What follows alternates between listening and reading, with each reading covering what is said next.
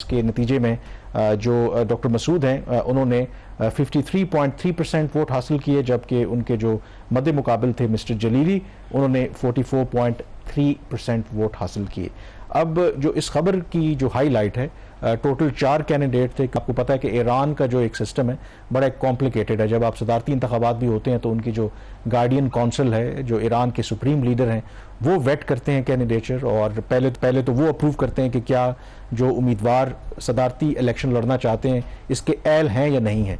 तो ये 4 कैंडिडेट्स को जो किया गया था क्लियर, उनमें जो डॉक्टर मसूद हैं इनके बारे में ये कहा जाता था कि ये रिफॉर्मिस्ट यानी कि एक इस्लाह पसंद है, मॉडरेट उनके पॉलिटिशियन है, जबकि 3 जो बाकी थे वो ट्रेडिशनल जो हार्ड लाइनर्स या जो सख्त गिर मौक़िफ़ रखने वाले रहनुमा थे।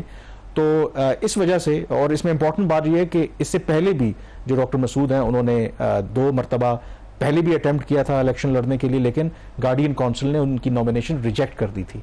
अब जब इनकी एक्सेप्ट हुई है तो ये जो नतीजा आया है, तो कहा यह जा रहा है कि ये डेफिनेटली इससे एक चेंज आ सकता है, क्योंकि इनके बारे में ये कहा जाता है कि ये प्रोफेशन के एतबार से ये हार्ट सर्जन हैं, वज़ीर सेहत भी रहे हैं ईरान के।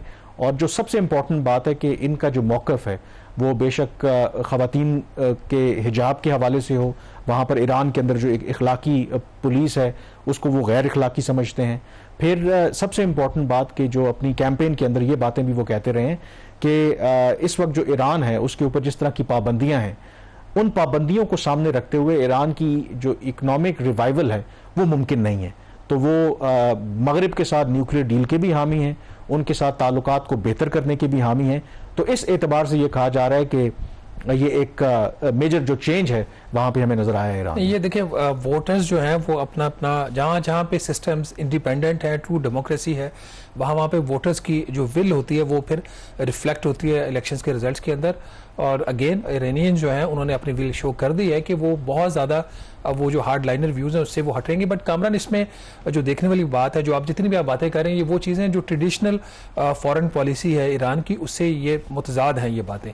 तो रेवोल्यूशनरी गार्ड्स की मौजूदगी में और इनके सुप्रीम लीडर की मौजूदगी में इनके पास कितनी स्पेस होती है हुकूमत के पास और प्रेसिडेंट ईरानियन के पास कि वो अपने जो फैसले हैं वो इंडिपेंडेंटली कर सकते हैं और वो those decisions are not impacted and influenced by the revolutionary guards. देखें, जो ईरान का सिस्टम है पॉलिटिकल, उसमें जो हेड ऑफ स्टेट है वो आफ्टर ऑल जो ईरान के सुप्रीम लीडर हैं और एब्सोल्यूट पावर उनके पास है, ये हेड ऑफ द गवर्नमेंट होते हैं।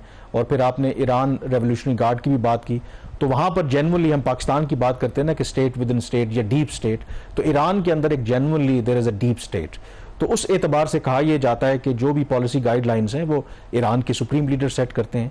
बट हैविंग सेड दैट, ऐसा नहीं है कि अगर ऐसे सदर मुंतखब हो जाएं कि जिनका नज़रिया थोड़ा सा मुख्तलिफ हो तो वो इम्प्लीमेंट नहीं कर सकते। बल्कि माजी के अंदर जिस तरह मौजूदा कैंडिडेट को, अब जो नए सदर मुंतखब हो गए हैं डॉक्टर मसूद को, इनको सपोर्ट थी। जो हसन रूहानी प्रेसिडेंट खातमी रहे हैं वो रिफॉर्मिस्ट समझे जाते रहे, इवन जो उनके फॉर्मर फॉरेन मिनिस्टर जवाद ज़रीफ वो भी इस्लाह पसंद समझे जाते हैं, वो इनको सपोर्ट कर रहे थे। और प्रेसिडेंट हसन रूहानी के दौर में आपको पता है कि वो डील हुई थी जो न्यूक्लियर मगरिब के साथ। तो फ़र्क पड़ता है कि अप्रोच, अल्टीमेट ऑब्जेक्टिव तो आपका ईरान का, या उसके अंदर देखें जो डिबेट्स हुई हैं उसमें अगेन जो ईरान का मौक़िफ़ है लेट्स से अमेरिका को लेकर के डॉक्टर मसूद और जो बाकी कैंडिडेट्स, उसमें कोई फ़र्क नहीं है। सिर्फ अप्रोच का फ़र्क हो सकता है कि आपने एक ऑब्जेक्टिव अचीव करना है, कैसे करना है। आपने अपने आप को बिल्कुल आइसोलेट रखना है। मसलन यहाँ पर जो अब सदर ये मुंतखब हुए हैं उनकी अप्रोच ये है कि हमें मगरब के साथ इंगेज करना चाहिए हमें, और इंटरनली वो ये बात कहते हैं कि मसलन जो एक बहुत हार्ड लाइन पॉलिसीज़ हैं ख़वातीन के हवाले से, अगर हिजाब के ऊपर अगर सख्ती है, पाबंदी है, तो उसके हवाले से उनका मौक़िफ़ है कि ये बिल्कुल मुनासिब बात नहीं है कि इस तरीके से हमें ये नहीं करना चाहिए। तो यकीनी तौर पर आई थिंक एक बैलेंसिंग एक्ट होगा। तो इसलिए ये जो इलेक्शन के नतीजे इंटरेस्टिंग हैं, ख़ास करके मगरिब भी इसको देख रहा है कि चीज़ें फिर आगे कैसे बढ़ेंगी। वैसे कामरान, ईरान के अंदर भी इलेक्शन हो गए पीसफुली, इंडिया के अंदर भी हो गए, अफगानिस्तान वैसे ही बाय एंड लार्ज पीसफुल है पोलिटिकली, उसके हमारे जैसे मसाइल नहीं है। और पाकिस्तान में नाज़रीन आपको पता है इलेक्शन होने के बाद भी गवर्नमेंट स्ट्रगल कर रही है अपनी लेजिटिमेसी के लिए।